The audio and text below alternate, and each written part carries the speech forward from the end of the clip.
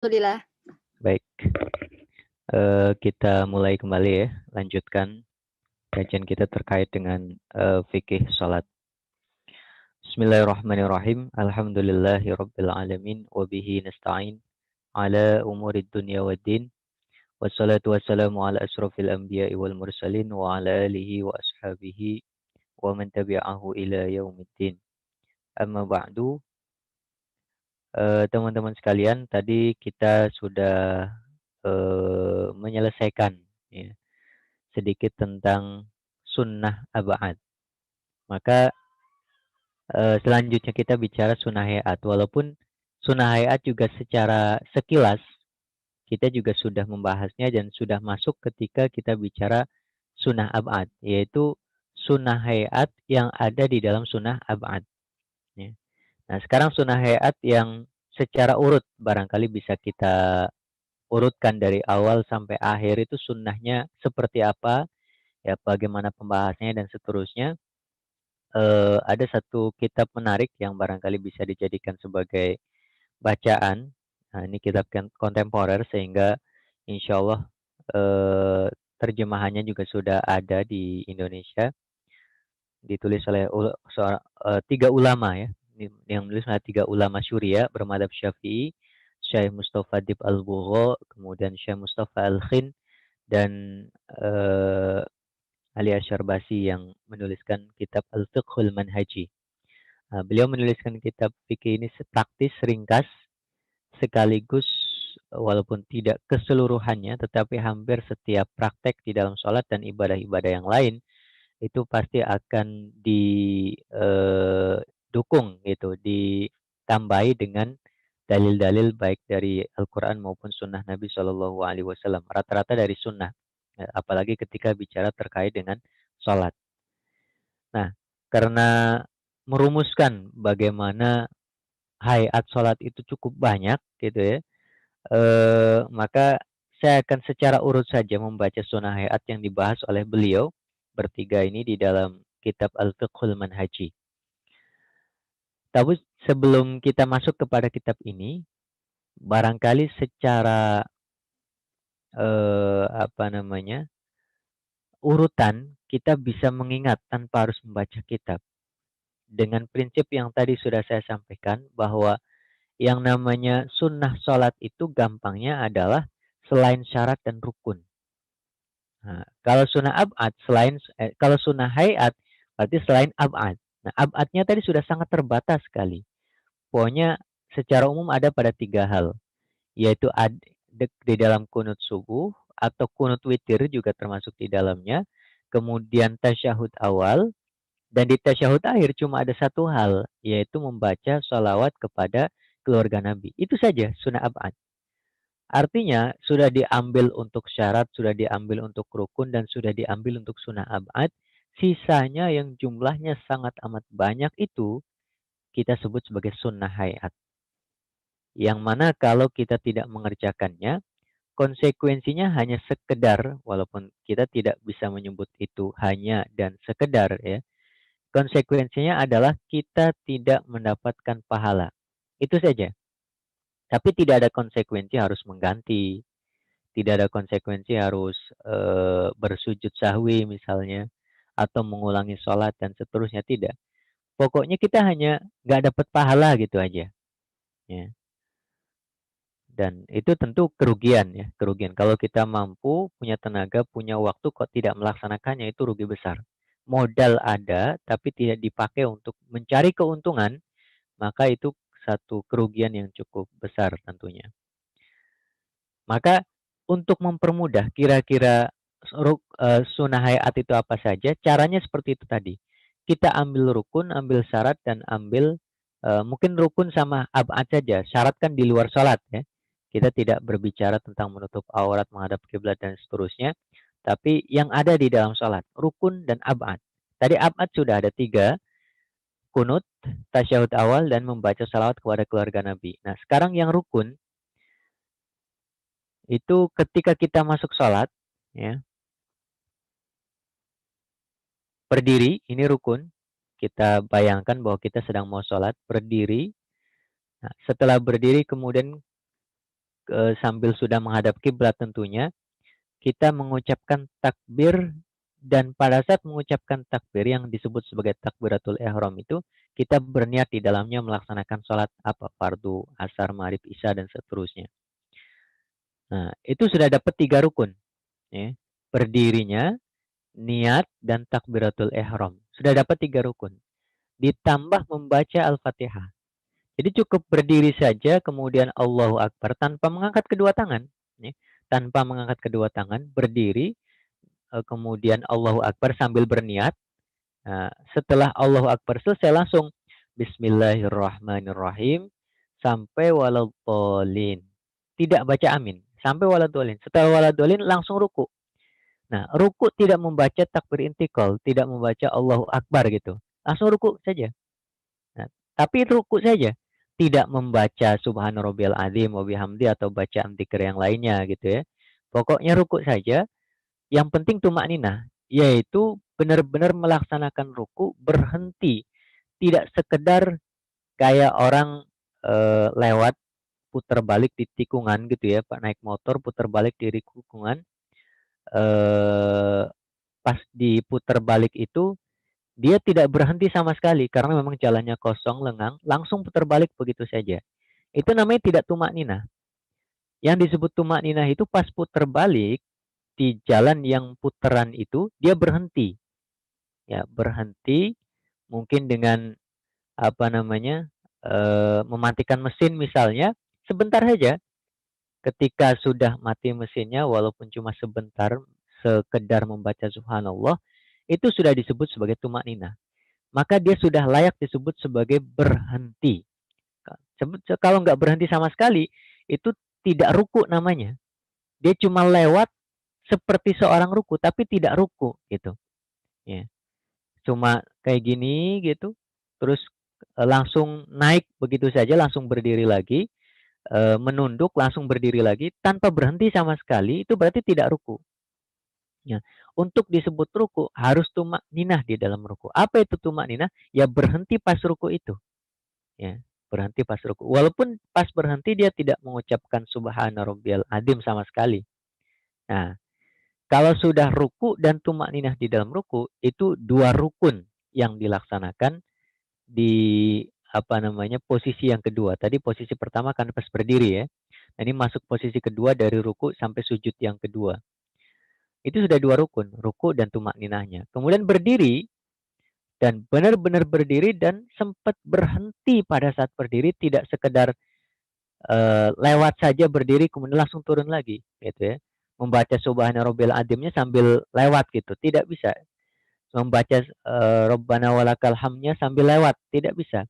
Pokoknya membaca sambil pas lagi berdiri. Ya, Rabbana walakal hamd dan seterusnya. Kalau kunut apalagi pasti akan tumak ninah gitu ya, karena pasti berhenti pada saat berdiri. Nah, itu berarti i'tidal dan tumak ninah. Nah, tanpa membaca apapun pada saat i'tidal karena bacaannya adalah sunnah. Ya, i'tidal intinya berdirinya itu. Maka sudah melaksanakan 2 rukun, tumak ninah dan i'tidalnya. Kemudian sujud, ya. Entah bagaimana cara sujudnya, turunnya, mau lutut dulu, tangan dulu itu persoalan lain. Yang jelas turun, sujud gitu ya. Cara turun itu bukan rukun, bukan syarat, tetapi bagian daripada sunnah sujud. Dan berhenti pada saat sujud tidak sekedar apa namanya nempel tapi tidak berhenti sama sekali. Nah, berhenti itu yang disebut sebagai tumak ninah. Nah, sujud dan berhentinya. Duduk di antara 2 sujud juga sama dan berhentinya dan sujud lagi seperti sujud yang pertama, maka kita sudah menuntaskan minimal 8 ya, atau bisa disebut sebagai 12 atau bisa disebut sebagai 9 rukun ya, tanpa membaca zikir-zikir yang ada dalam gerakan-gerakan tadi. Zikirnya cuma baru 2 ya, qauliyahnya baru 2 yaitu takbiratul ihram sama Al-Fatihah. Takbiratul ihram sama Al-Fatihah. Nggak ada zikir yang lain dan seterusnya. Itu sampai sujud ya, selesai sudah ada 14, 12 atau 9 atau 8 lah dengan penghitungan yang seperti tadi malam saya sampaikan, cara hitung yang sama cara hitung yang beda tapi substansinya sama. Ditambah dengan 5 rukun yang lainnya yang ada dalam tasyahud akhir. Kita tidak bicara tasyahud awal karena dia bukan rukun. Yang kita bicarakan rukun, gitu ya. Yaitu setelah kita sujud tanpa baca apapun, pokoknya sujud dan berhenti pada saat sujud, duduk di antara dua sujud dan berhenti pada saat duduk di antara dua sujud, sujud lagi seperti itu, selesai rakaat pertama.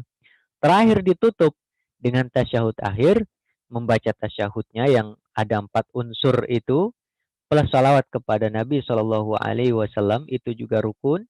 Duduk di dalam tasyahud itu juga rukun, itu sudah 3. Ya. Kemudian setelah salawat, abadnya kalau mau melaksanakan berarti salawat kepada keluarga Nabi, langsung salam setelah itu, ya. Salawatnya pendek, Allahumma sholli ala Muhammad misalnya gitu ya. Udah itu saja sah, langsung salam, ya. Dan ketika kita melaksanakannya seperti urutan tadi berarti kan salam dan sekaligus tartib. Maka 5 rukun berikutnya yang ada dalam tasawuf sudah terselesaikan. Udah, itu saja. Sudah sah sholatnya. Ya. Tadi abadnya kita tidak bicara kunut, tidak bicara tasyahud awal dan tidak bicara apa namanya sholawat kepada keluarga Nabi di tasyahud akhir gitu ya. Ditambahkan 3 hal itu berarti kita sudah melaksanakan rukun dan abadnya. Di luar itu semuanya adalah sunnah, yaitu sunnah hayat yang satu persatu insya Allah akan kita bahas pada kesempatan kali ini. Ya. Nah, yang pertama dari berdiri gitu ya, sunnah hayatnya apa? Raf'ul yadaini inda takbiratil ihrami wa inda ruku wa raf'i minhu. Ya, tentang mengangkat kedua tangan. Nah, mengangkat kedua tangan ini yang pertama adalah ketika bertakbiratul ihram. Jadi takbir itu seperti apa? Allahu Akbar. Itu takbiratul ihram. Sedangkan seperti ini bukan takbir. Ini namanya mengangkat kedua tangan dan hukumnya adalah sunnah. Hukumnya adalah sunnah. Yaitu sunnahnya sunnah hayat. Sunnahnya sunnah hayat. Nah, bagaimana tata caranya mengangkat kedua tangan ini? Ya, karena apa namanya mengangkat kedua tangannya saja sunnah gitu ya. Tentu tata caranya juga bagian daripada kesunahan itu. Ya. Maka kalau di dalam madhab Syafi'i, walaupun ada banyak kemiripan tentang tata cara ini dengan madhab-madhab yang lainnya, adalah dengan mengangkat kedua telapak tangan ini, gitu ya, yang mana mengangkatnya sejajar dengan kalau dalam redaksi hadisnya itu hadwa mangkibaihi. Nah, hadis yang diriwayatkan oleh Bukhari dan juga Imam Muslim dari sahabat Abdullah bin Umar. Beliau melihat Nabi mengangkat tangan seperti itu. Hadwa mankibaihi sambil bertakbiratul ihram itu mengangkat hadwa mankibaihi. Secara bahasa hadwa mankibaihi ini diterjemahkan gitu ya, terjemahannya secara harfiah berarti sejajar dengan kedua pundaknya. Kan kedua tangan ya. Sebelah sini ada, sebelah sini ada, berarti kedua pundaknya sejajar. Nah, cuma sejajar dengan kedua pundaknya ini menjadi penafsiran yang berbeda-beda antara satu ulama dengan ulama yang lainnya.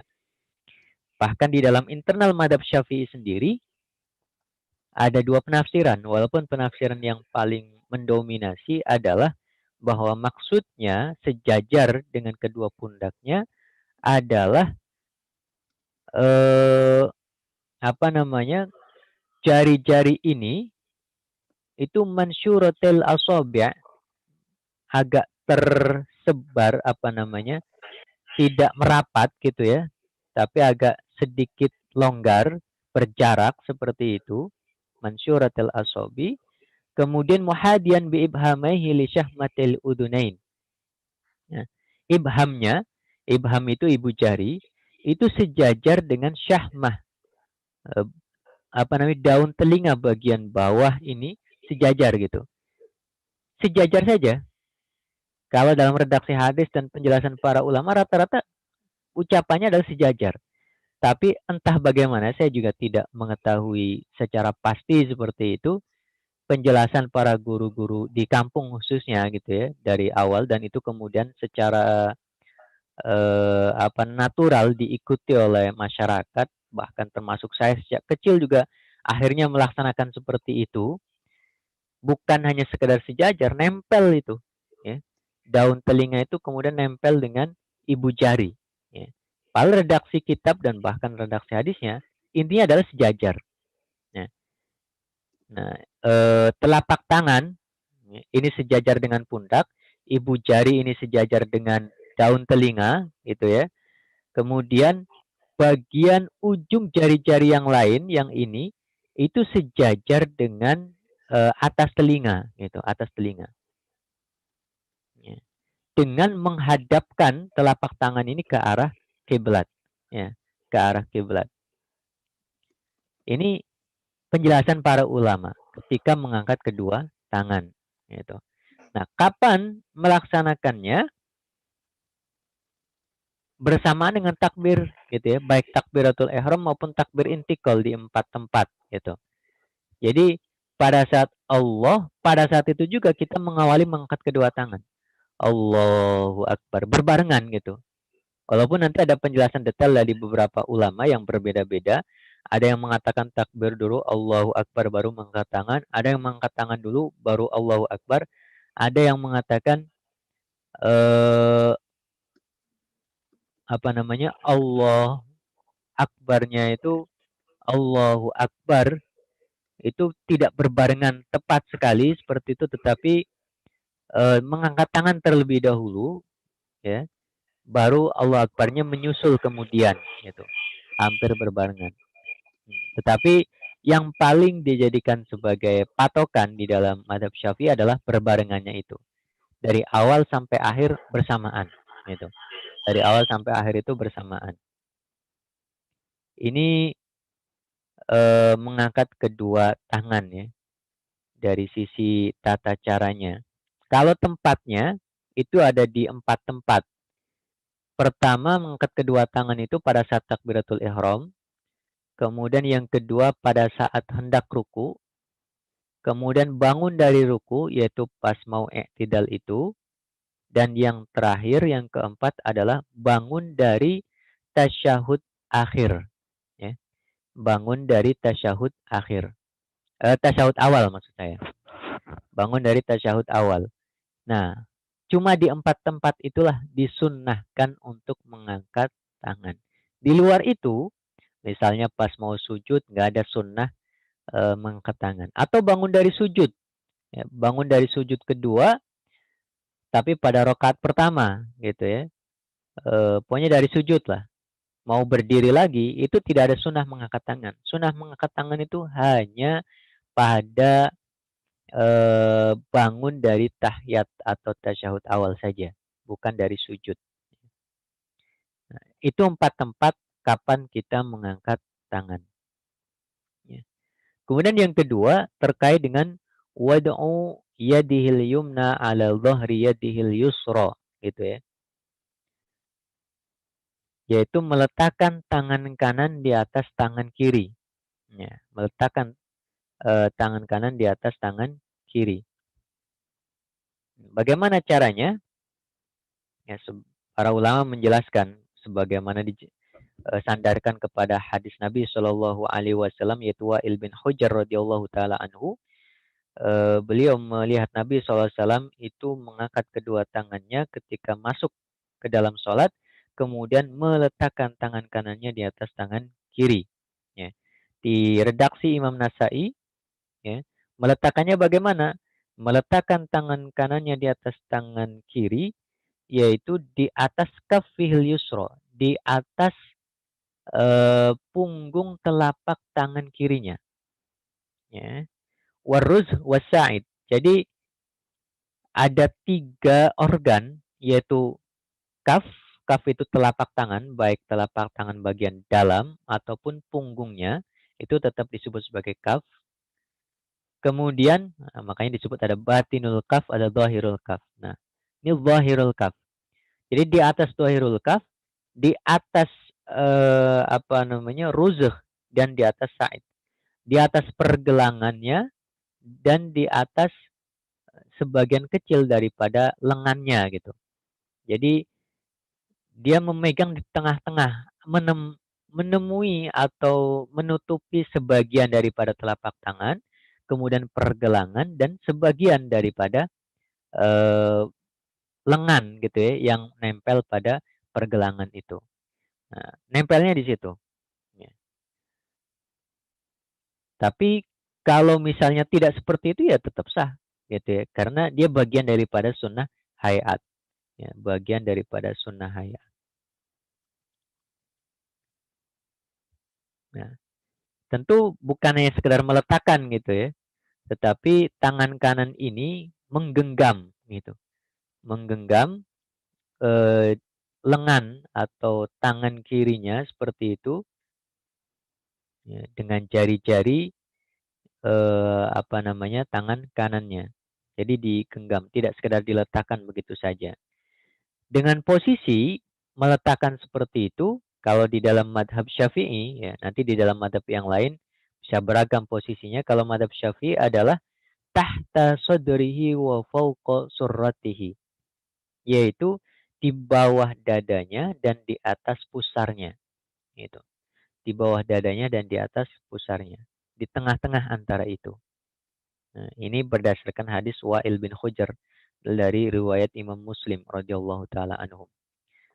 Itu yang kedua. Kemudian yang ketiga, sunnah hayat berikutnya adalah an-nadharu ila maudi'is sujudi, melihat ke tempat sujud. Ya. Fayukrahu an yatawazza nadharuhu fi haulahu, maka makruh hukumnya mata kita itu tidak melihat ke tempat sujud kemana-mana gitu ya, ke depan, ke samping kanan, ke samping kiri seperti itu, atau bahkan sampai sempat menoleh misalnya, itu hukumnya adalah makruh. Ya, hukumnya makruh. Ya. Melihat ke atas misalnya dan seterusnya itu semuanya hukumnya makruh. Nah, sunnahnya adalah bal yusannu an yaj'ala nadharahu daim ila maudi'i sujudihi. Sunnahnya adalah terus-menerus pandangannya tertuju kepada tempat sujudnya. Kecuali di satu tempat seperti yang tadi di awal kita bahas pada saat sunnah abad ya ketika tasyahud, yaitu pada saat tasyahud ya membaca asyhadu alla ilaha illallah, pandangannya berubah dari tempat sujud beralih ke sababah, ke jari telunjuk ya. Allati yusiru biha inda tasyahud, yang jari telunjuk itu berisyarat gitu ya, menunjuk ya, pada saat asyhadu alla ilaha illallah. Apa dalilnya? Kata para ulama penulis kitab Al-Fiqhul Manhaj ini cukup dengan mengatakan ittiba'u fi'lin Nabi sallallahu alaihi wasallam gitu. Ya, karena mengikuti apa yang dikerjakan Nabi SAW pada saat beliau sholat gitu. Ya. Dalilnya itu walaupun tidak secara langsung gitu disebutkan seperti apa, yang jelas itu ittiba fi'lin Nabi. Ya, ittiba fi'lin Nabi sallallahu alaihi wasallam. Kemudian yang keempat, ya, iftitahus shalah ba'da takbirah bi qiraatit tawajjuh gitu ya. Ini langsung beliau sebagai salah satu ulama di dalam madhab Syafi'i atau tiga ulama ini secara langsung menyebutkan sunnahnya iftitahnya itu dengan membaca wajah tu wajhiyah gitu. Padahal ada redaksi yang begitu banyak jumlahnya ya, sampai ada belasan, 11, 12, 13 seperti itu tentang redaksi doa iftitah. Tapi yang dipilih oleh banyak ulama Syafi'iyah memang wajah tu wajhiyah gitu. Karena redaksinya benar-benar membuat seorang hamba itu menghambakan diri kepada Allah Subhanahu wa taala. Memposisikan diri sebagai hamba gitu. Maka sunnahnya yang paling dianjurkan oleh para ulama memilih redaksi tersebut. Walaupun mereka juga tidak melarang ya. Ya, tetap silahkan menggunakan redaksi-redaksi yang lain, bahkan dalam sholat-sholat tertentu itu ada redaksi-redaksi secara khusus gitu ya. Ini dipakai pada saat sholat tahajud misalnya dan seterusnya. Tapi secara umum redaksi yang dipilih oleh para ulama khususnya dalam madhab Syafi'i adalah redaksi tawajjuh itu, yaitu wajjahtu wajhiya lilladzi fatara samawati wal ard hanifan musliman wa ma ana minal musyrikin. Ya. Inna salati wa nusuki wa mahyaya wa mamati lillahi rabbil alamin la syarika lahu wa bidzalika umirtu wa ana minal muslimin. Ya. Wa ana minal muslimin. Ini redaksi yang populer di tengah-tengah kita kaum muslimin di Indonesia. Memang karena rata-rata bermadhab Syafi'i gitu ya. Rata-rata diajarkan dengan fikih Syafi'i ya redaksi wajah tu wajah itulah yang dihafalkan. Dan para ulama Syafi'i banyak yang menyarankan menggabungkannya dengan redaksi Allahu Akbar kabiro gitu ya. Sehingga kemudian digabungkan Allahu Akbar kabiro setelah selesai ditambah dengan wajah tu wajhiyah itu. Ya. Ini doa iftitah. Tapi hukum sunnah ini seperti yang tadi malam kita bahas ya, itu bisa berubah. Ya. Tidak lagi menjadi sunnah, yaitu ketika kita menjadi makmum masbuk. Ya.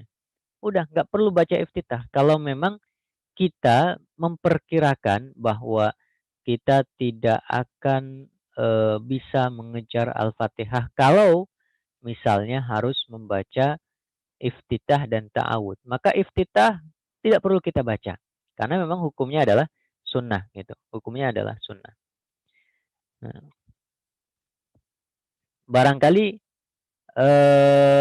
yang perlu kita cari adalah kenapa iftitah yang begitu banyak redaksinya sampai ada belasan, 11, 12 seperti itu kok dihukumi sunnah oleh para ulama kita. Karena memang ada hadis Nabi Shallallahu Alaihi Wasallam ya yang kita baca dan populer sekali di dalam fikih salat yaitu dikenal dengan hadithul musi' salatahu. Hadis terkait dengan seseorang yang keliru di dalam salatnya. Yang kemudian setelah salam Rasul ajarkan. Ya, setelah praktek beberapa kali Rasul mengoreksi terus salat sahabat tersebut yang akhirnya beliau ajarkan bagaimana salat yang benar. Kata Rasul SAW, "Idza kumtum atau idza kumta ila sholati, jika kamu berdiri untuk melaksanakan salat, faqra gitu ya. Bi Fatihatil Kitabi maka bacalah Al-Fatihah." Nah, ketika sudah berdiri langsung beliau memerintahkan baca Al-Fatihah. Kalau memang iftitah itu adalah rukun, harus bahkan redaksinya sampai beragam jumlahnya banyak gitu ya. Seharusnya beliau tidak mengatakan kalau berdiri bacalah Al-Fatihah, tidak. Tapi kalau berdiri bacalah iftitah terlebih dahulu, baru kemudian Al-Fatihah. Itu kalau iftitah adalah rukun. Tapi ternyata beliau tidak mengucapkan itu, maka hadis al-musi' salatahu ini dijadikan sebagai sandaran oleh para ulama kita dan mayoritas bahkan ini eh, sudah hampir seperti ijma gitu ya, semuanya sepakat yaitu bahwa iftitah itu adalah sunnah. Bahkan ada yang unik, ya, walaupun penisbatan ini agak perlu didiskusikan ulang gitu, ditinjau ulang, yaitu terkait dengan hukum iftitah di dalam madhab Maliki. Itu unik di dalam madhab mereka ada yang mengatakan makruh gitu, makruh. Karena itu tadi hadis yang jelas-jelas sahih, Rasul hanya mengajarkan kalau mau sholat sudah berdiri bacalah Al-Fatihah seperti itu. Ya, bacalah Al-Fatihah. Tapi mayoritas para ulama sepakat bahwa hukumnya adalah sunnah. Ya. Levelnya sunnah hayat, bukan sunnah abad gitu, bukan sunnah abad. Ini membaca doa iftitah gitu ya. Nanti bisa dibaca terjemahannya tentang wajah tu wajah itu apa dan seterusnya gitu biar bisa bertadabbur gitu ya. Paling utama dalam sunnah hayat itu tadabbur. Itu yang nanti akan menolong kita dalam kehusyuan gitu. Nah, para ulama mengatakan tustahabbu qira'atu tawajjuhi fi iftitahil mafruḍa wan nafilah. Ya. Membaca doa iftitah ini khususnya doa tawajjuh itu tadi ya, itu sunnah dibaca pada saat sholat fardu ataupun sholat nafilah, sholat sunnah. Baik dia seorang munfarid, sholat sendirian, ataupun imam, ataupun makmum. Sunnah semuanya. ya, sunnah semuanya. Yang penting dia belum sempat baca Al-Fatihah. Kalau sudah terlanjur membaca Al-Fatihah, sudah luput kesunahannya, sudah terlewat, sudah tidak ada kesempatan lagi seperti itu. Ya. Dan ketika sudah terlewat, tidak boleh untuk kemudian mengulangi kembali. Tapi kalau sholatnya sholat jenazah, ya, itu tidak ada kesunahan membaca doa iftitah. Ya, la tustahab. Ya, qira'atu iftitah atau qira'atu tawajjuh fi sholatil janazah. Kalau sholat jenazah yang dia lakukan langsung sholat jenazah itu tidak baca iftitah. Setelah takbir yang pertama dari 4 takbir itu langsung membaca Al-Fatihah. Ya, ta'awud boleh lah disunahkan. Kemudian membaca Al-Fatihah setelah selesai kemudian takbir yang kedua seperti itu. Tadi tidak ada kesunahan kalau sholatnya adalah sholat jenazah, ya. Sholatnya sholat jenazah. Begitu juga tidak ada kesunahan kalau waktunya terbatas, ya. Waktunya terbatas. Atau dia adalah makmum masbuk. Ini tentang doa iftitah. Setelah doa iftitah selesai, ada sunnah yang lain yaitu al-isti'adah atau ta'awud, ya. Beristiadah minta perlindungan kepada Allah Subhanahu wa taala, ya, dari godaan syaitan ar-rajim, ya, dengan redaksi a'udzubillahi minasyaitonirrajim atau a'udzubillahi samiil alim minasyaitonirrajim.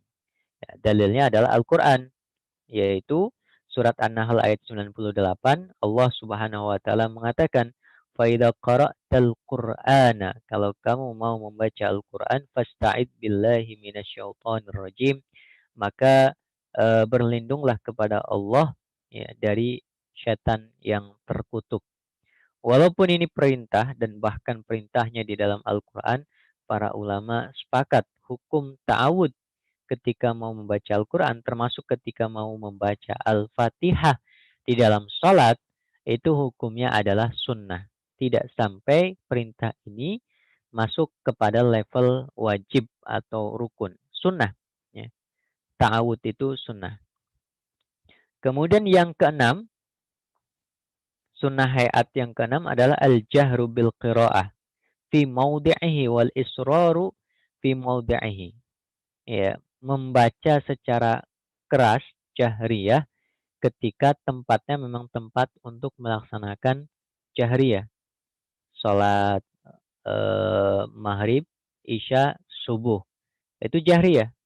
Maka sunnah untuk menjaharkan. Jadi jaharnya sunnah gitu ya. Kalau misalnya pas sholat maghrib, imam kok tidak menjaharkan pelan, ya tetap sah. Ya, cuma agak aneh saja kita barangkali, bukan hanya barangkali, mungkin tidak pernah melakukannya, tidak pernah mengalaminya, karena ya kita akan terus secara istiqomah melaksanakan sunnah jahriyah ini pas sholat maghrib, kecuali barangkali kalau sholat sendirian, ya. Sholat sendirian kalau tetap disunahkan untuk menjaharkan pada saat kita sholat maghrib, isya atau subuh, itu tetap disunahkan menjaharkan, ya. Kecuali bagi perempuan yang ada kemungkinan ketika dia membaca nanti terdengar oleh laki-laki ajnabi seperti itu disunahkan tetap sir. Ya, tapi kalau yakin tidak akan terdengar oleh siapapun karena rumahnya tertutup sekali, gede sekali misalnya, walaupun dibaca keras, jahar, tidak ada yang mendengar dari laki-laki ajnabi. Kalaupun ada yang mendengar, ya mereka yang masih dalam lingkungan mahramnya seperti itu sunnah, tetap disunahkan dengan jahriyah. Gitu. Jadi bukan hanya sunnah bagi imam, bagi orang yang sholatnya sendirian, itu juga tetap disunahkan kalau memang itu sholat jahriyah, ya jahriyah. Tentu tidak di semua rokaat sholat, ya. Seperti yang kita tahu, maghrib ya di rokaat pertama kedua saja, isya juga demikian. Kalau subuh di semua rokaatnya, karena rokaatnya memang cuma ada dua seperti itu. Sholat Jumat juga semuanya, sholat Id juga semuanya, sholat gerhana juga semuanya, sholat istisqa juga semuanya, tarawih juga semuanya, witir di dalam bulan Ramadan, ya, bagi seorang imam juga semuanya. Ya. Ini sunnah, ya, untuk menjaharkan bacaan, ya, yang biasa untuk dijaharkan. Tapi kalau tempatnya adalah tempat untuk sholat duhur, asar, sholat sunnah pada umumnya seperti itu yang biasa kita kerjakan qobliyah, ba'diyah, dan seterusnya, itu sunnahnya adalah sir. Sunnahnya dibaca secara pelan. Hanya boleh terdengar, ya silahkan sekeras-kerasnya, yang penting tidak terdengar orang lain gitu lah. Yang mendengarkan cuma kita, tidak mengganggu orang lain. Berarti ya pelan gitu. Karena syarat baca itu harus yusmi' nafsahu gitu ya. Seperti yang disebutkan oleh para ulama, misalnya Imam Nawawi, ya memperdengarkan untuk dirinya sendiri. Itu minimalnya seperti itu. Ya, memperdengarkan untuk dirinya sendiri.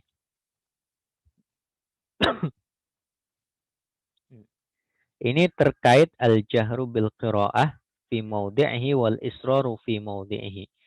Membaca jahr dan juga membaca sir ya, di tempatnya masing-masing seperti itu. Dan itu berlaku bukan hanya imam, termasuk orang yang sholat sendirian. Dalilnya apa?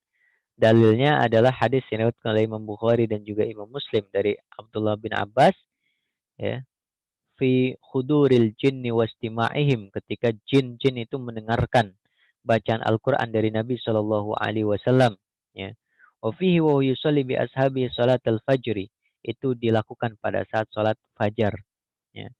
Falamma sami'ul Quran, ketika mereka mendengarkan bacaan Al-Quran, para jamaah ini, istamau lahu, jin juga ikut menyimaknya, yaitu karena dibaca secara keras.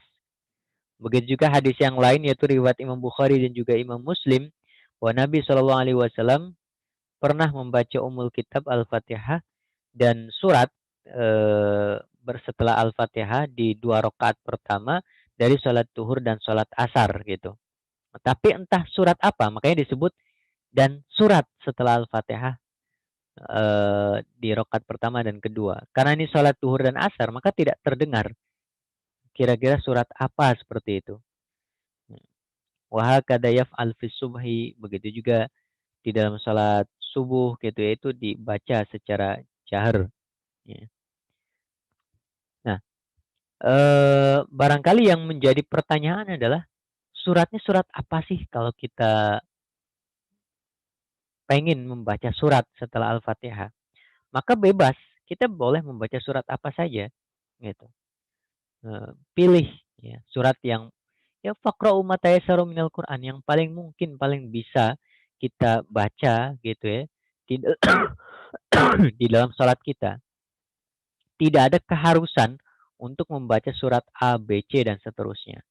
Walaupun memang ada kesunahan-kesunahan tertentu, misalnya untuk sholat subuh gitu ya, itu surat yang tiwal al-mufassal, ya. Jadi Al-Quran itu dibagi menjadi beberapa bagian. Nah, bagian-bagian paling akhir itu disebut sebagai al-mufassal gitu. Karena sudah banyak fasal-fasal, pemisah-pemisah gitu. Eh, ayat suratnya sudah semakin pendek-pendek dibanding dengan awal-awal.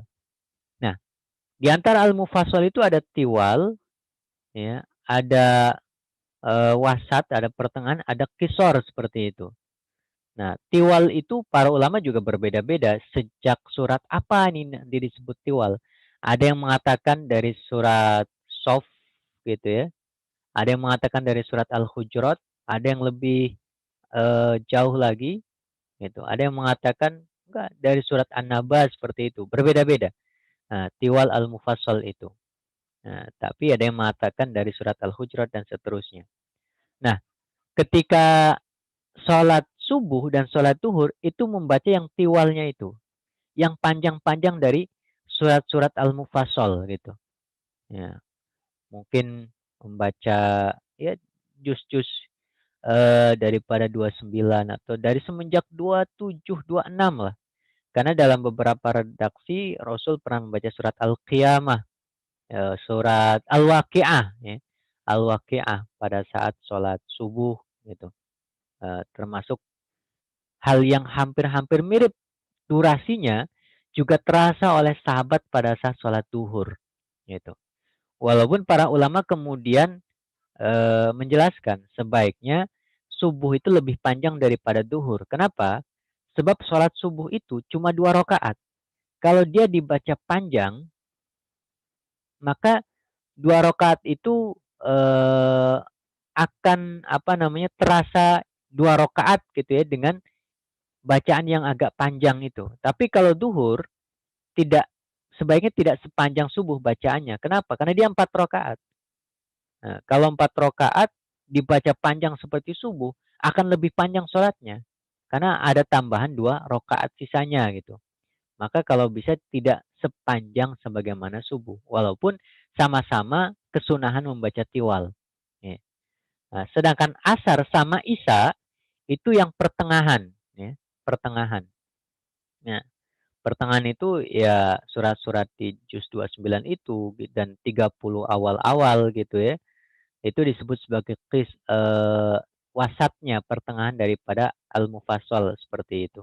Itu untuk asar dan isya gitu. Karena dia jumlahnya 4 rakaat dan memungkinkan waktunya seperti itu biar tidak terlalu capek karena itu kondisi yang mungkin lelah gitu di sore hari menjelang tidur gitu. Maka jangan yang panjang tapi pertengahan. Kalau maghrib itu yang pendek ya. Qisar al-mufassal. Kenapa? Karena batas waktunya memang pendek. Maghrib itu waktu yang paling pendek di antara semua waktu yang ada di dalam waktu-waktu sholat. Terbatas sekali. Bahkan dalam sebuah hadis kan disebutkan, dia hanya sepanjang seseorang melaksanakan apa namanya ya wudhu, sholat, ba'diyah dan seterusnya itu. Pendek gitu. Atau gampangnya kalau hari ini ya kita sudah ada jadwal yang ditentukan oleh lembaga Lajnah Falakiyah seperti itu ya. Lembaga astronomi yang menentukan waktu-waktu sholat bahkan ditentukan dalam waktu yang lama seperti itu bisa untuk beberapa tahun ke depan sudah dengan ilmu hisab ya. Waktu maghrib itu terpendek. Maka bacanya juga yang pendek-pendek saja, tidak perlu yang panjang-panjang gitu. Ini untuk sholat 5 waktu. Nah, nanti memang ada sholat-sholat tertentu yang Nabi sendiri secara khusus gitu ya, mensunnahkan, mengajarkan surat-surat tertentu dalam sholat-sholat tertentu. Misalnya sholat subuhnya di hari Jumat gitu. Itu disunahkan membaca surat As-Sajdah di rakaat pertama, di rakaat kedua membaca surat Al-Insan, hal ata 'alal insani hinun minad dahri dan seterusnya itu. Nah, nanti di rakaat pertama itu karena dia surat sajdah, nama suratnya saja sudah as-sajdah gitu ya, ada ayat sajdah. Itu disunahkan untuk melaksanakan sujud tilawah gitu. Nah, atau sebagian ulama ada yang mengatakan kalau tidak membaca surat itu ya boleh diganti dengan surat apa namanya Iqra, bukan Iqra. Sabbisma rabbikal a'la, surat Al-A'la di rakaat pertama dan hal ataka hadisul ghasyiyah, al-ghasyiyah ya, di rakaat kedua. Salat subuh di hari Jumat itu. Ya. Atau salat Jumat misalnya, juga ada surat khusus. Ya, surat Al-Jum'ah dan surat apa namanya? Al-Munafikun gitu ya, surat Al-Munafikun. Atau salat qabliyah subuh misalnya, juga ada surat khusus yaitu membaca surat Al-Kafirun dan surat Al-Ikhlas di rakaat keduanya. Dan beberapa sholat-sholat yang lain. Itu ada beberapa surat secara khusus Nabi baca yang ini saja gitu. Ya, misalnya sholat witir gitu ya. Itu membaca Sabbisma rabbikal a'la di rakaat pertama, rakaat kedua membaca surat Al-Kafirun, rakaat ketiga witirnya 3 rakaat itu membaca surat Al-Ikhlas gitu.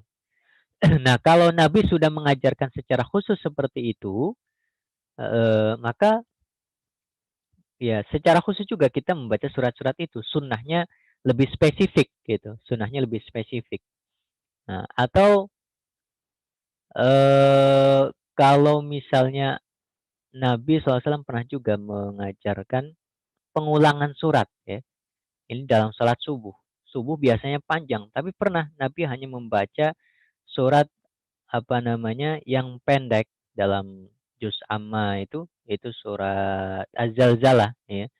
Di rakaat pertama dibaca idza zulzilatil ardu zilzalaha itu, di rakaat kedua mengulangi lagi surat yang sama itu az-zalzalah. Idza zulzilatil ardu zilzalaha sampai selesai. Jadi di 2 rakaat subuh cuma membaca satu surat itu dengan pengulangan, ya. Pernah Nabi juga demikian. Ya, boleh kita mempraktekkan itu gitu. Kalau di dalam surah salat salat Id misalnya, ya, itu agak panjang itu bagi yang tidak terbiasa membaca surat Al-Qamar gitu ya. Eh, ini kalau pas lagi pandemi seperti ini, kita tidak sholat Id di jamaah gitu ya. Itu sunnah yang mungkin bisa kita laksanakan. Kesempatannya ya pas pandemi ini. Karena kita bisa melaksanakan sholat id sendirian gitu. Ya, hanya bersama keluarga, bersama istri tinggal ditanya mau nggak baca surat yang ini seperti itu. Ya panjang, tidak biasa lah seperti itu. Ya mungkin yang agak panjang biasanya kalau sholat gerhana gitu ya, yang mau tidak mau panjang karena imamnya mengatakan, "Saya mau baca surat yang ini," gitu. Sudah diumumkan dan banyak yang biasanya pada ikut seperti itu walaupun panjang pada ikut terus gitu. Nah, tapi panjangnya kan, dipilih biasanya, ya, tidak secara khusus mau baca surat apa. Nah nah di salat Id itu ada surat khusus yang disunnahkan oleh Rasul SAW. Kalau tidak membaca surat itu ya boleh diganti dengan Al-A'la dan Al-Ghasyiyah itu tadi, dalam salat Id, ya. Jadi sunnah membaca surat setelah Al-Fatihah, apapun yang bisa kita punya, mau yang pendek-pendek saja boleh-boleh saja, kalau mau yang agak panjang-panjang ya silahkan, atau mau secara spesifik seperti yang Nabi Shallallahu Alaihi Wasallam contohkan, tentu itu lebih baik, gitu, lebih bagus. Ini tentang sunnah membaca surat setelah Al-Fatihah, gitu. Nah, kenapa dihukumi sunnah, gitu? Kenapa dihukumi sunnah? Kok tidak dihukumi wajib? Ya. Karena dalilnya adalah hadis Nabi Shallallahu Alaihi Wasallam. Ya. Beliau pernah mendengar ada seorang sahabat membaca setelah Al-Fatihah gitu, membaca yang bacaannya itu kemudian mengganggu bacaan Nabi Shallallahu Alaihi Wasallam. Maka beliau setelah salam kemudian mendengar gitu. Siapa tadi yang membaca? Saya ya Rasul. Gitu. Maka kemudian beliau bersabda, la taf'alu illa bi ummil Qur'an, fa innahu la salata liman lam yaqra biha. Kalian nggak boleh baca di belakang imam itu. Nggak perlu. Makmum itu nggak perlu baca. Kecuali Al-Fatihah. Gitu. Maka ini menjadi dalil yang sangat amat kuat bagi ulama Syafi'iyah. Karena Al-Fatihah bagi makmum itu memang khas Syafi'iyah. Itu dalil yang sangat amat kuat. Sampai-sampai para ulama kontemporer yang bermadhab Hambali itu banyak yang kemudian mengerojihkan ini juga gitu. Bahwa Al-Fatihah bagi makmum itu juga rukun, ya. Harus baca itu seorang makmum yang namanya Al-Fatihah karena dalil ini. Ya, beliau hanya melarang bacaan setelah Al-Fatihah, yaitu surat-surat itu. Kalian nggak perlu baca. Illa bi Fatihatil Kitab. Kecuali Fatihatul Kitab. Illa bi Ummil Quran. Kecuali Ummul Quran. Itu tetap, ya, karena dia dikecualikan dari larangan, berarti ini tetap harus dibaca. Gitu. Tetap harus dibaca. Maka para ulama kemudian menyimpulkan baca surat itu sunnah. Ya. Baca surat itu sunnah dari hadis ini. Karena memang dilarang oleh Nabi bagi para makmum. Gitu. Kalau dia rukun, harusnya Nabi nggak melarangnya. Gitu. Ini terkait membaca surat. Gitu.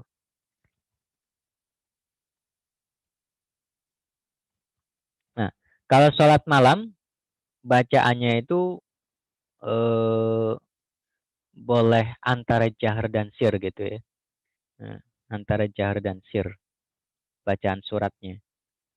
Karena Allah Subhanahu wa taala dalam surat Al-Isra mengatakan wala tajhar bisolatika wala tukhafit biha wabtahi baina dzalika sabila. Carilah yang pertengahan antara sir dan juga jahar itu. Ini membaca surat setelah Al-Fatihah. Ya. Sebenarnya sebelum membaca surat itu ada satu sunnah, yaitu takmin. Ya. membaca amin setelah Al-Fatihah. Ya, ya, amin. Di mana amin ini bacaan sunnah yang dia berlaku bagi imam, bagi makmum, bagi orang yang sholat sendirian. Ya. Kalau di dalam sholat jahriyah, sebaiknya aminnya itu bersamaan dengan aminnya imam. Jadi antara makmum dan imam itu dibaca secara bersamaan. Karena ada hadis Nabi SAW terkait keutamaan ini yang diriwayatkan dari Abu Hurairah radhiyallahu taala anhu. Nah, ini dalam Sahih Bukhari dan juga Sahih Muslim. Ya, idza qala ahadukum. Ya. Nah, di dalam redaksi Muslim ada tambahan fis sholah gitu. Kalau amin yang kalian baca di dalam sholat gitu, ya. Wa qalatil malaika fis sama amin, dan bersama dengan itu para malaikat juga mengucapkan amin gitu ya. Fawafaqat ihdahumal ukhra. Nah, dan aminnya para malaikat, aminnya para jamaah, para orang yang sedang sholat ini kok bersamaan ya, dengan aminnya para malaikat, hufirolahu mataqaddam min dambih, maka konsekuensinya atau pahalanya luar biasa, yaitu diampuni dosa-dosanya yang telah lalu. Ya. Maka berusaha agar bisa bersama-sama gitu ya. Sebab dengan bersama-sama imam dan makmum ada kemungkinan bisa bersama-sama dengan para malaikat gitu.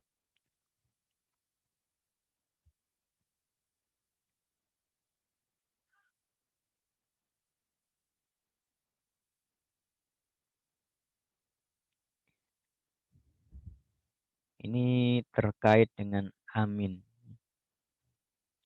Kemudian berikutnya adalah takbir, takbir intiqal, ya. Yaitu ketika sudah selesai dengan membaca surat, maka takbir intiqal Allahu Akbar itu. Seperti takbiratul ihram. Cuma bedanya takbiratul ihram itu hukumnya wajib, dia menjadi rukun. Kalau takbir intiqal itu hukumnya sunnah. Tapi kalau bagi imam sebaiknya baca. Karena takbir intiqal itu dia menjadi semacam apa namanya kode gitu ya bagi para makmum untuk mengetahui kapan nih imam bergerak ya. Kalau yang di belakang imam pas sih mungkin bisa melihat gerakan. Tapi kalau yang agak jauh maka kode yang harus dimiliki gitu ya, ya suara ya, dengan takbir itu gitu. Walaupun mungkin saja bisa dengan gerakan makmum yang di depannya dan seterusnya, tapi itu akan membuat delay gitu ya. Gerakannya tidak tepat gitu, tidak pas di belakangnya, di belakang imam. Maka sebaiknya ada kode takbir itu. Walaupun hukumnya adalah sunnah takbir intikal itu.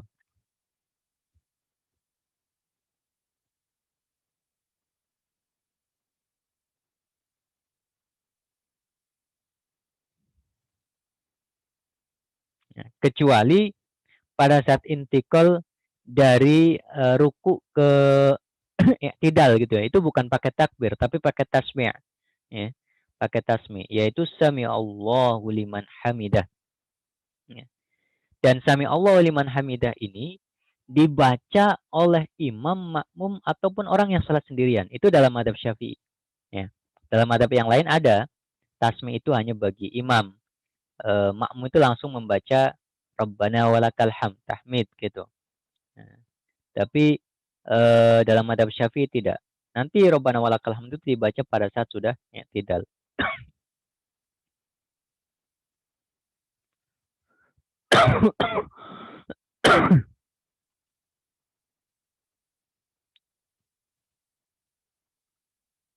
Kemudian i'tidal itu membaca apa namanya tahmid atau dengan bacaan yang lebih panjang dari itu seperti yang banyak dihafal ya. Saya kira semuanya sudah paham. Setelah i'tidal kemudian di dalam ruku itu ada tasbih subhana rabbiyal azim ya, wa bihamdih atau subhana rabbiyal a'la wa bihamdih kalau di dalam sujud ya. Dan itu dibaca pada saat ruku sudah apa namanya tetap gitu ya, tidak lagi dalam kondisi sedang bergerak-gerak gitu. Dan sunnahnya adalah 3 kali.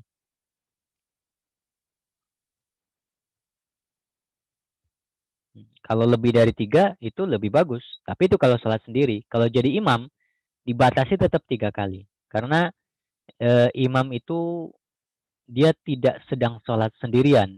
Dia tidak sedang sholat dengan orang-orang yang solih saja. Atau dengan orang-orang yang kuat saja. Dia juga sholat dengan makmum yang barangkali lemah. Bukan hanya sekedar lemah secara fisik. Termasuk barangkali lemah. Secara iman yang merasa bosan gitu dengan sholat. Nah, agar dia tidak terlalu bosan, jangan kemudian dipaksa untuk terus berlama-lama, nanti malah nggak mau sholat sama sekali gitu. Ada banyak pertimbangan yang bisa dipikirkan gitu oleh seorang imam. Maka para ulama mengatakan imam hanya dibatasi kalau mau membaca tasbih di dalam ruku ataupun sujud itu maksimal hanya 3, tidak boleh lebih dari itu. Ya. Tidak boleh lebih dari itu. Ini tasbih.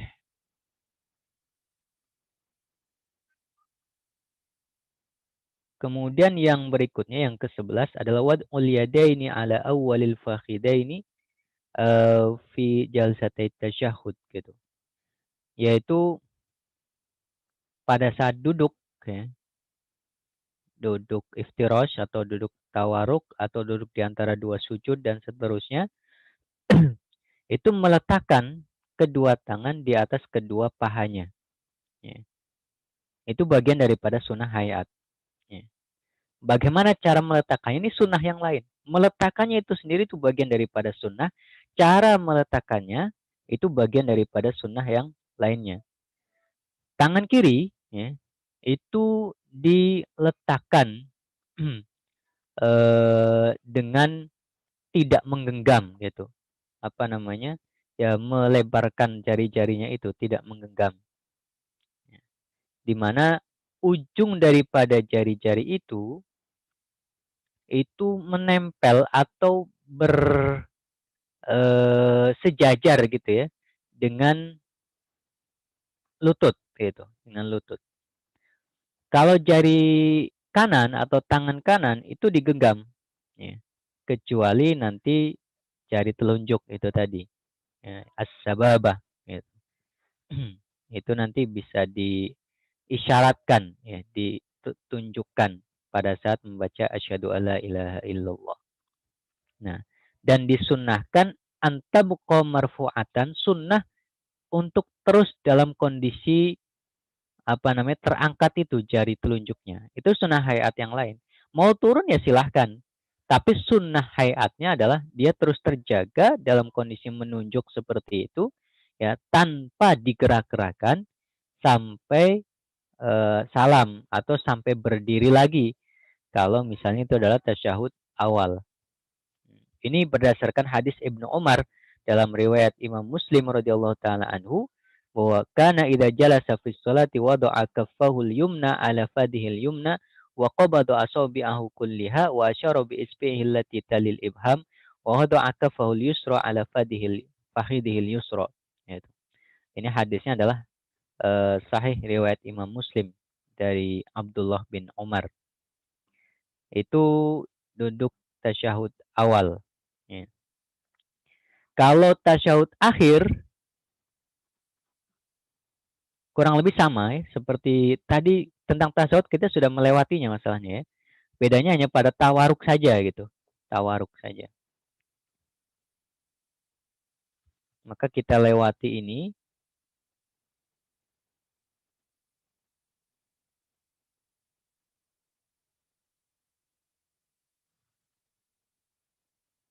Nah, berikutnya sholawat. Sholawat Ibrahimiyah.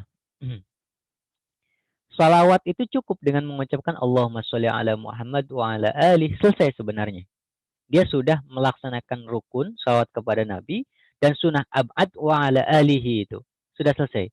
Tapi kalau mau sempurna, ada sunnah hayat yang bagus sekali untuk kita kerjakan, yaitu yang kita kenal dengan sholawat Ibrahimiyah. Dan kita tentu pada hafal sejak kecil ya. Allahumma sholli ala Muhammad wa ala ali Muhammad kama shollaita ala Ibrahim dan seterusnya sampai selesai itu. Ya. Nah, memilih salawat Ibrahim ini sunnah. Ya. Nah, setelah selesai membaca salawat, disempurnakan dengan membaca doa. Ya. Doa setelah salawat, menjelang salam, doa apapun silahkan. Tapi ada kesunahan dengan redaksi yang diajarkan oleh Nabi Shallallahu Alaihi Wasallam, yaitu meminta perlindungan dari adab kubur, minta perlindungan dari adab neraka, minta perlindungan dari apa namanya dajjal gitu ya, masih dajjal dan seterusnya. Itu doa yang bisa dipilih ketika kita hendak menunaikan salam. Ya. Sunnah hukumnya, tapi kesempatan besar karena termasuk tempat-tempat yang mustajab di sisi Allah Subhanahu wa taala, yaitu menjelang salam di akhir daripada sholat, selain pada saat sujud ya, pada saat sujud. Ya, kalau sudah ini dalilnya karena ada riwayat Muslim ya, dari Abu Hurairah radhiyallahu anhu, qala Rasul sallallahu alaihi wasallam, "Idza faraha ahadukum minat tasyahhudil akhir falyata'awwad billahi min arba' min adabi jahannam wa min adabil qabri wa min fitnatil mahya wal mamat wa min syarril masihid dajjal." Itu salawat dan doa sebelum salam. Kemudian yang berikutnya, sunnah hayat berikutnya adalah salam. Tapi bukan salam yang pertama.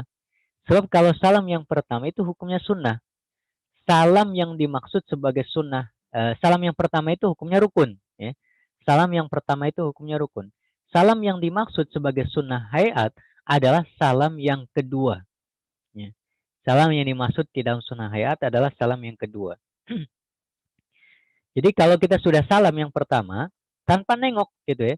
Assalamualaikum warahmatullah. Sudah selesai sholat. Walaupun nggak nengok kanan gitu. Karena nengok ini menoleh gitu ya. Itu bagian daripada sunnah juga, sunnah hayat. Ya, menoleh ke kanan dan menoleh ke kiri itu sunnah hayat. Ya. Rukunnya adalah salamnya. Assalamualaikum warahmatullah. Membaca salam itu. Itu pun salam yang pertama. Sedangkan salam yang kedua, setelah Assalamualaikum warahmatullah, kemudian baca lagi Assalamualaikum warahmatullah, yang kedua itu sunnah. Tidak dibaca juga, sholat sudah selesai, sudah tuntas, sudah sah gitu. Tapi tentu akan lebih baik ketika kita menutup sholat dengan sunnah-sunnah yang luar biasa. Salah satunya adalah salam yang kedua ini. Nah, pada saat salam itu ada sunnah, yaitu dalam bentuk menoleh itu tadi.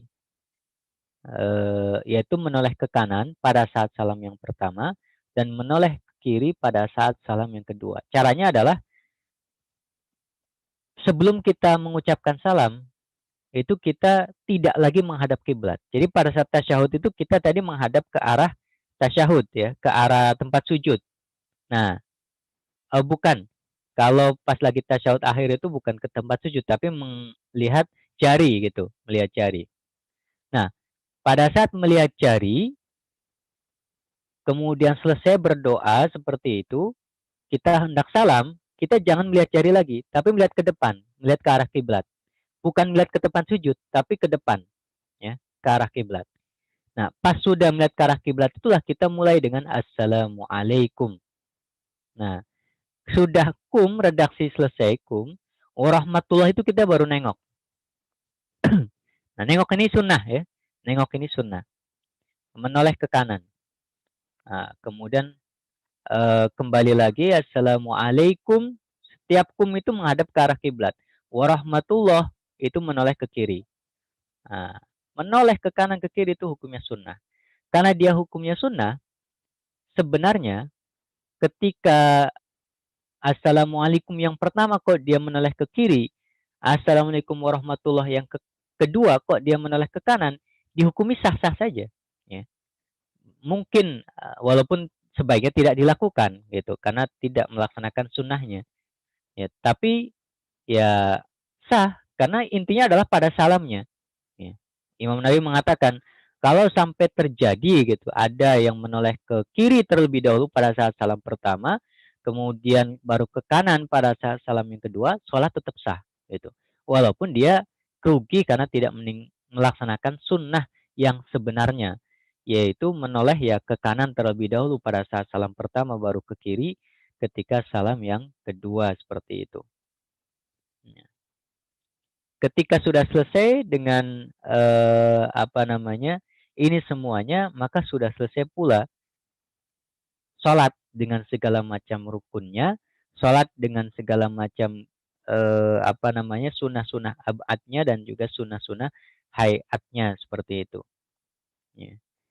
Ini hadis tentang menoleh juga riwayat Imam Muslim, ada juga riwayat Imam Abu Dawud, gitu ya.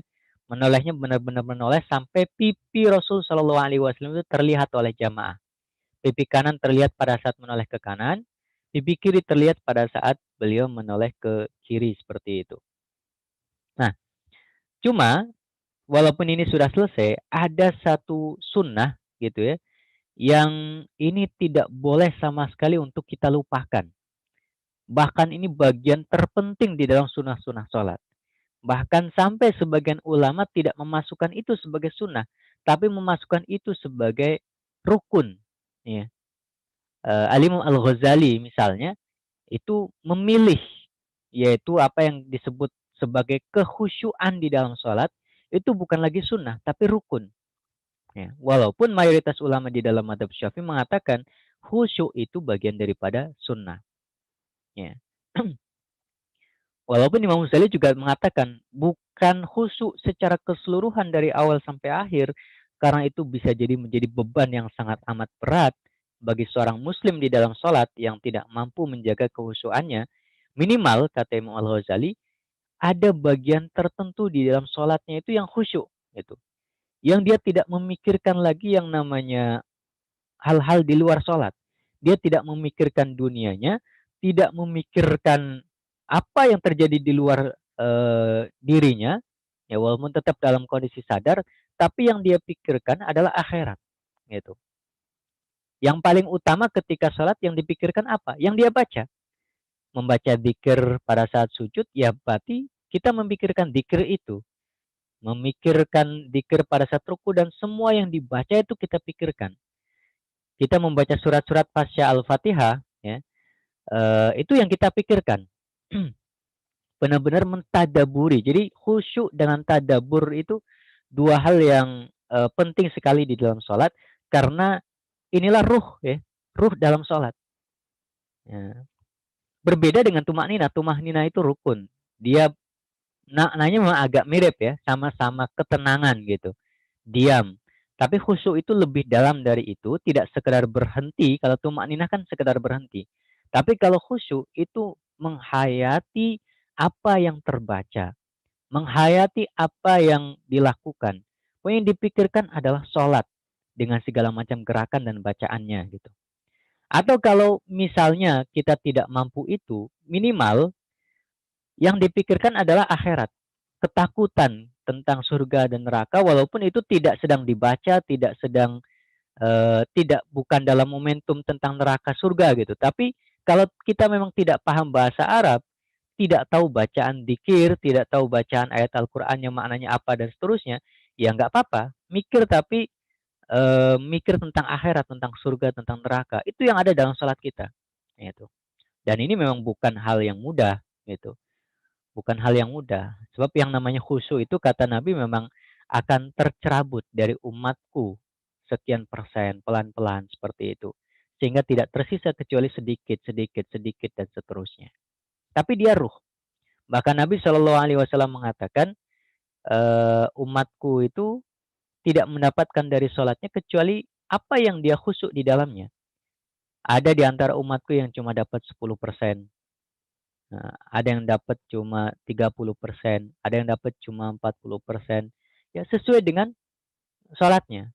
Dalam bahasanya itu ada yang dapat setengah, ada yang dapat sepertiga, ada yang dapat seperempat, ada yang dapat lima, ada yang dapat seperenam, ada yang sepertujuh, seperdelapan, sampai sepersembilan. Ya. Dan mungkin bisa sampai seterusnya gitu. Sesuai dengan kemampuan dia di dalam khusyuk di dalam sholat itu mau berapa persen gitu. Maka ketika kita bicara sunnah-sunnah sholat, yang paling utama yang mungkin harus kita fokuskan untuk kita latih adalah khusyuk. Ya. Bagaimana cara khusyuk itu? Ya, ini secara teori bisa jadi gampang untuk disampaikan gitu ya. Tapi prakteknya benar-benar butuh latihan. Para ulama dulu itu mereka melaksanakan sholat dengan khusyuk itu bukan sejak sholat. Dia sudah jauh khusyuk sebelum sholat. Ya. Adzan belum dikumandangkan saja, pikirannya sudah kepada panggilan Allah Subhanahu wa taala. Nah, makanya ada istilah syabun muta'alliqun qalbuhu bil masajid gitu ya. Seorang pemuda yang hatinya terpaut terus dengan masjid gitu. Kenapa? Bukan karena dia marbot masjid gitu, tapi karena dia memang apa namanya ingat Allah terus gitu, terus ingat Allah, terus ingat sholat, pokoknya rindu sekali dengan apa namanya waktu sholat. Dia sudah tahu jadwal sholat hari ini sudah tertulis gitu. Tahu jadwal sholat subuh hari ini jam berapa, sudah semakin malam gitu, semakin maju. Kemudian apa namanya duhur jam berapa, sudah mau mendekati setengah 12 misalnya. Nah, kalau di wilayah Jakarta gitu ya, semakin ke timur sudah hampir jam tengah 12, 11 lebih misalnya dan seterusnya. Tahu tiap hari waktu sholat. Kenapa? Karena dia merindukan sholat itu. Ya. Dia sudah khusyuk. Ya, sudah tidak lagi mengingat keperluan-keperluannya yang bersifat duniawi, tapi sudah akhirat-akhirat dan seterusnya. Nah, pas adzan dikumandangkan, dia sudah menjawab adzan. Dengan menjawab adzan itu sudah latihan khusyuk. Kenapa? Karena artinya dia sudah berkomunikasi dengan Allah Subhanahu wa taala. Allahu akbar, Allahu akbar, dia jawab Allahu akbar, Allahu akbar. Allah memanggilnya. Dia apa namanya? Penuhi panggilan Allah Subhanahu wa taala. Bahkan seperti yang pernah saya sampaikan, Sa'id Ibnul Musayyib itu sebelum adzan dikumandangkan dia sudah berada di masjid, sudah khusyuk di masjid gitu. Nah, salah satu fungsi daripada sholat sunnah qobliyah itu adalah agar apa? Agar kita siap ketika melaksanakan sholat fardunya. Karena kalau sudah qobliyah, dia sudah berusaha menenangkan diri, mengkhusyukkan diri di qobliyah, apalagi nanti pas sholat fardu, tentu lebih tenang karena sudah ada persiapan. Berbeda dengan orang yang telat, masbuk, lari-lari dan seterusnya. Ya qobliyah nggak dapat, takbiratul ihram pertama juga nggak dapat seperti itu. Akhirnya ya khusyuk agak susah untuk diraih bagi orang yang telat seperti itu.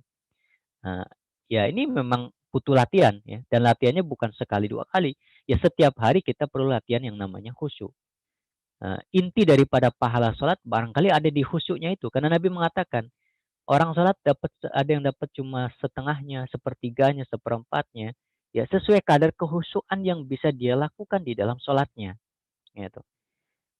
Maka ini menjadi hal yang sangat amat penting gitu ya untuk kita ketahui. Tentu khusyuk itu bukan hilang kesadaran ya, tidak sadar sama sekali dengan lingkungan yang ada di luarnya gitu, tidak. Dia tetap sadar. Ya. Orang khusyuk ketika tidak sadar nanti apa namanya bisa barang-barangnya hilang gitu ya. Tidak seperti yang banyak disampaikan oleh sebagian pihak gitu. Khusyuk itu kan ada pelatihan sholat khusyuk gitu ya. Pas dibaca bukunya, didengarkan kajiannya itu seperti latihan apa yoga atau apa berrelaksasi apa namanya berkontemplasi seperti itu hilang pokoknya menikmati padahal nggak tahu yang dinikmati apa. Kenikmatan khusyuk itu bukan pada itunya gitu, tapi khusyuk itu benar-benar menghayati apa yang dibaca. Pokoknya ingat Allah Subhanahu wa taala karena itu firman-firman Allah, zikir-zikir kepada Allah.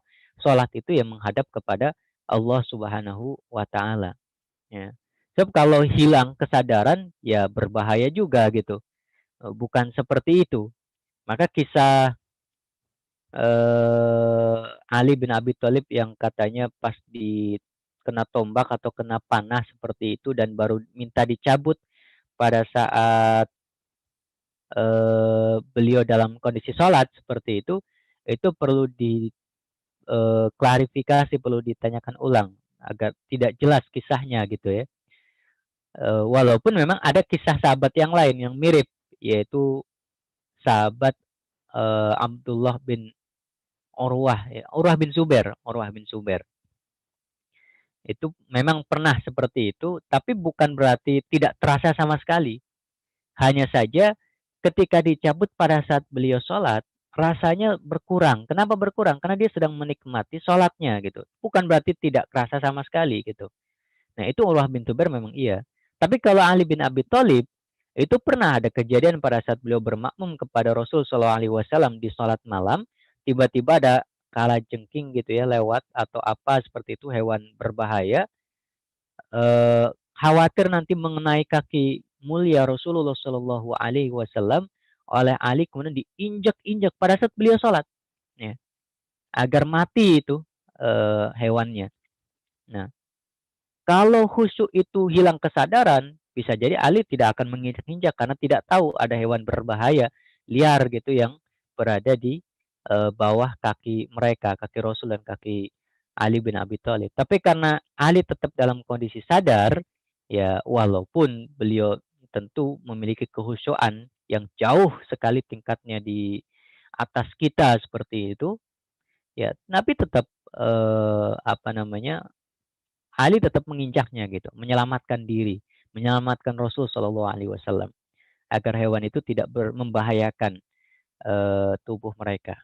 Bahkan Nabi sendiri pada saat menjadi imam, beliau ketika apa namanya menjadi imam tahu di belakang ada suara bayi gitu ya.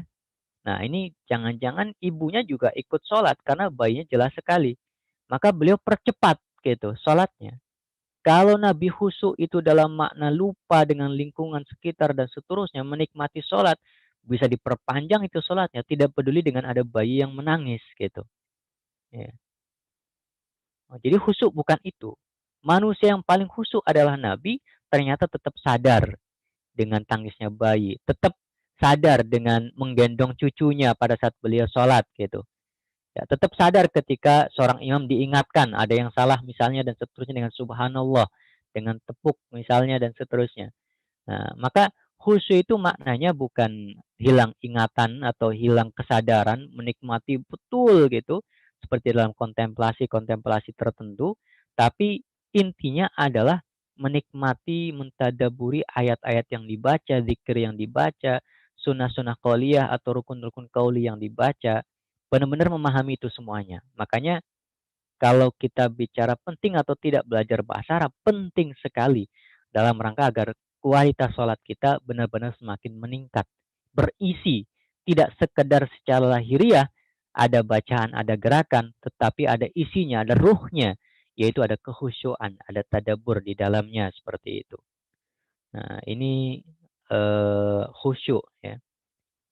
Makna yang benar terkait khusyuk dan bagaimana para ulama dulu khusyuk, ya kurang lebih demikian. Sudah sejak awal sekali benar-benar pengen sholat gitu. Karena sholatnya sudah diingini sejak awal ya otomatis pas sholat sangat menikmati begitu rupa. Kemudian berusaha menghindar dari godaan setan. Misalnya beberapa ulama ada yang memberikan saran bacalah ta'awud sebelum sholat, membaca surat Al-Anas karena Anas itu berlindung dari was-was ya, apa namanya was-was setan seperti itu. Kemudian kita juga kalau bisa jangan melakukan aktivitas-aktivitas yang menyibukkan akal sebelum sholat seperti itu. Makanya Nabi mengatakan kalau lagi makan ya sudah lanjutkan makanmu gitu. Ketika sudah adzan kok atau sholat gitu tapi dihidangkan makanan ya sudah makan saja nggak perlu sholat. Maksudnya sholatnya bisa ditunda karena lebih utama makan tapi ingat sholat daripada sholat ingat makan gitu. Nah ini Nabi sendiri mengajarkan tata cara bagaimana agar kita khusyuk. Kalau ada gambar-gambar di depan gitu ya dihilangkan biar polos saja seperti itu agar kita tidak fokus kepada hal-hal tertentu yang di hadapan kita. Ya. Fokus kita adalah kepada bacaan dan gerakan sholat agar kita semakin mentadaburi ayat-ayat Allah Subhanahu wa taala, zikir-zikir sholat dan seterusnya sehingga kita mendapatkan kehusyuan gitu. Itu sunnah yang sangat amat penting sampai dikatakan wajib oleh sebagian ulama kita seperti Al-Imam Al-Ghazali dan juga beberapa ulama dalam madhab yang lainnya karena saking pentingnya. Mereka mengatakan minimal di dalam sholat ada khusyuk walaupun sebagian kecil gitu. Jangan sampai tidak ada sama sekali. Lalu kalau tidak ada sama sekali dalam pandangan Imam Ghazali nggak sah. Jadi syarat dan rukun itu salah satunya ya kehusyuan itu. kalau dalam fikihnya Imam Al-Ghazali rahimahullahu taala. Tapi kalau jumhur mayoritas tetap mengatakan khusyuk memang sunnah. Tapi walaupun sunnah, kalau bisa kita tetap berupaya sedemikian rupa untuk mencapai kekhusyuan di dalam sholat-sholat kita. Ya. Karena bagaimana mungkin kita akan bisa mendapatkan ya hasil sholat kita yang kita kerjakan dengan penuh mungkin ada sebagian kita merasa terbebani dengan sholatnya, ada yang bisa menikmati dan seterusnya. Tapi kalau tidak dapat pahala, karena pahala itu sesuai kadar kehusuan itu tadi, gitu ya, sebagaimana sabda Nabi Shallallahu Alaihi Wasallam, maka itu tentu satu kerugian yang luar biasa. Ya. Ini sunnah di dalam sholat ya, yang terakhir. Nah, setelah salam selesai dan seterusnya lanjutannya ya sunnah-sunnah setelah sholat. Ada membaca istighfar, dikir-dikir, dan seterusnya. Yang ya kita sudah terbiasa untuk mengamalkannya seperti itu ya. Yang biasa diajarkan oleh para kiai-kiai kita di kampung-kampung secara lisan, yaitu zikir dengan jahar itu salah satu fungsinya mengajarkan kita. Ya, dengan irama-irama misalnya dan seterusnya sampai anak-anak kecil sejak kecil sudah hafal membaca bersama gitu sunnah-sunnah setelah sholat itu. Atau dengan ba'diyahnya itu juga sunnah setelah sholat dan beragam sunnah-sunnah yang lainnya. Tapi itu bukan bagian pembahasan kita. Pembahasan kita intinya adalah sunnah-sunnah di dalam sholat. Baik hayat seperti yang pada sesi ini atau sesi sebelumnya terkait abad gitu. Barangkali itu saja yang bisa saya sampaikan pada sesi kali ini ya, terkait dengan sunnah-sunnah hayat. Insya Allah kita masih punya satu sesi lagi terakhir eh, untuk presentasinya, yaitu tentang pembatal-pembatal sholat ya, sebagai sesi terakhir dan ditutup nanti dengan sesi tanya jawab. Baik, terima kasih untuk mengakhiri majelis kita pada pagi atau menjelang siang ini. Saya tutup dengan doa kafaratul majelis. Subhanakallahumma wa bihamdik. Asyhadu an la ilaha illa anta astaghfiruka wa atubu ilaik. Wa sallallahu ala sayyidina Muhammadin wa ala alihi wa sahbihi wa baraka wa sallam. Walhamdulillahi rabbil alamin. Assalamualaikum warahmatullahi wabarakatuh.